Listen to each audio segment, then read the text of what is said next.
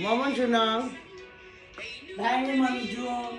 عزیزم اون دفترچه تلفنمو بردار، واس کن نگاه کن، شماره دکتر شهیمو پیدا کن بهم بده.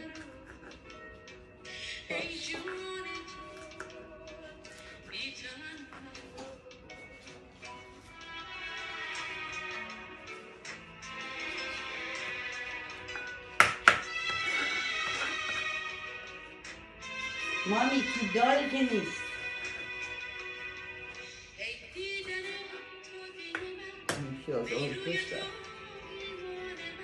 مامی توشه هم نیست.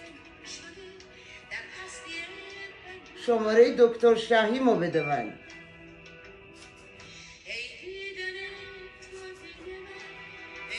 مامی نیست، نه تو داره نه تو شیر.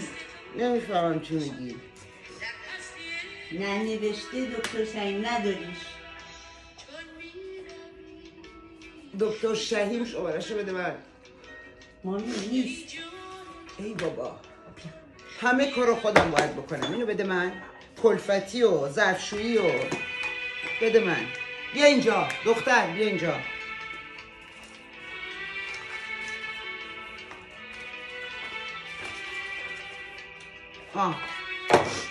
این چیه؟ اینجا چی نوشته؟ دکتر شهیم. مامی تو قاف نوشتی. تو قاف نوشتم که تو قاف نوشتم. گفتم تو دفترچه هست. گفتم تو دال نوشتم یا تو شین نوشتم. دیدی اشتباه کردی؟ چی گفتی؟ چی گفتی؟ هیچی.